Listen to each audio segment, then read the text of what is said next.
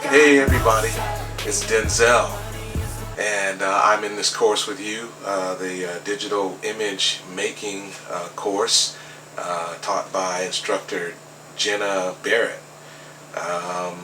This is my studio.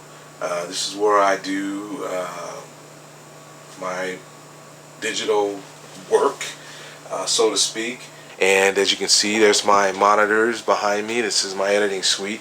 This is what I use when I'm doing homework or if I'm doing a project for someone. Right now you're only getting half the picture though, because I also have audio recording right across from that, and that's what's behind the camera right now. And I can't use the camera as an excuse. It's just because, hey, I remodeled this place about I don't know, a few months ago, and then I was accepted to this bachelor's program, and I haven't had time to do anything with the audio side of this thing. But lucky I got my editing suite up and running before I was accepted, so now I've been able to use that for some recording for the classes, and obviously for video editing. So let's get started with this. We have some questions that we need to answer. That's why we're all here, to get everybody's opinion on what we thought about the course and some of the work. Okay, what were my initial expectations about this class? Well, have any of my views changed? Well, I could say that my views have not changed. My expectations for the course met those expectations beyond. But I thought for sure, once I read what the course was, digital imaging making, that it was going to be something with like Photoshop or with After Effects or Illustrator, and I was right. It was Illustrator and Photoshop, digital making tools, basically. How we deal with photos and how we deal with creating layers that are better than with JPEG, and that would be Illustrator. I had somewhat of an advantage because I've worked with Illustrator before quite a bit. I know some of you that haven't probably struggle with that pen tool, but once you got the hang of it, you had it, and there was no question that you were going to do great with it.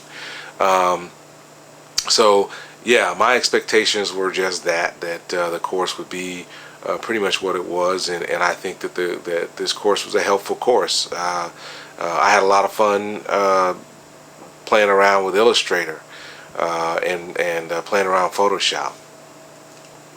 What were some challenges that I was faced with this month? Well, I would have to say that the biggest challenge was just me balancing this course and balancing the other course. I think that I was really challenged doing that, with having work and having family, and then having to do two courses at once. That kind of got me a little bit. But as far as the course itself, I didn't really find it. And I'm not saying this is as a dig on the course. The course was great.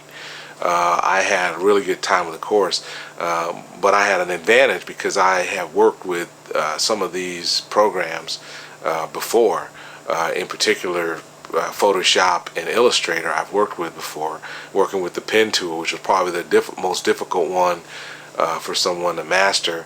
I've worked with that tool before, so I had no issues working with Illustrator or Photoshop. I mean, a lot of the Adobe products I started out with back when they were version 1. I can recall Premiere version 1, working with that when it was on a floppy.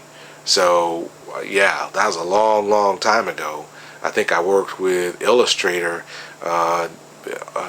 when it was version 2. So yeah, I mean, I had some experience, so it wasn't that it was that kind of a challenge. It was more of a challenge for me to remember, okay, you're doing this assignment for this course, but you also have this course over here, and if you don't get this course taken care of, you're going to have issues there. And I had to get myself on track. But it was fine. I mean, you know, with the help of the instructors, and they were both great, I think I'm on par here with everything. Okay, what was one project or assignment that I really enjoyed and why? Well, I'd have to say it was the storyboard.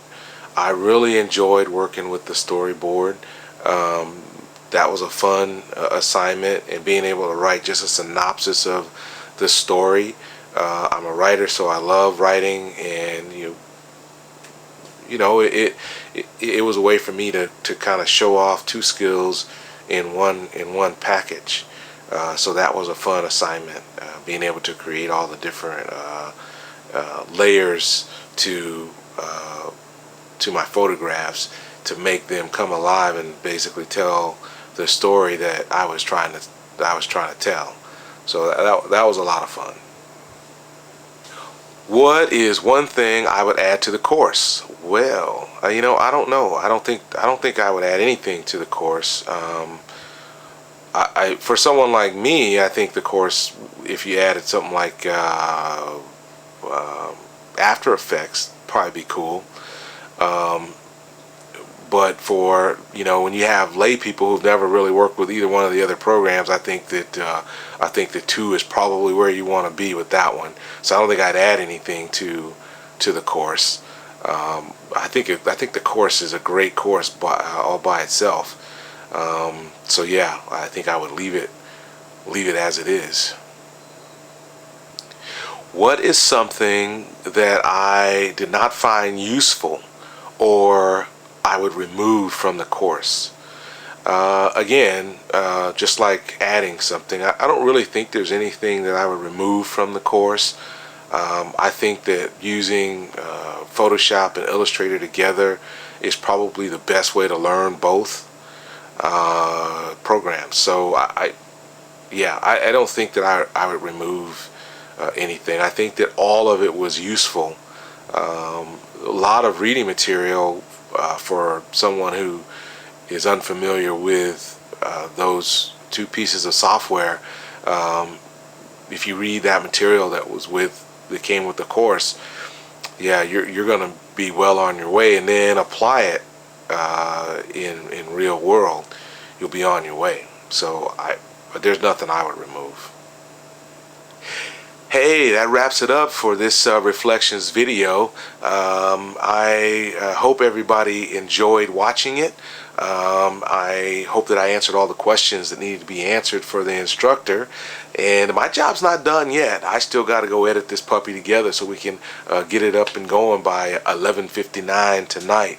So thank you for watching, and I hope to see you all in the next course.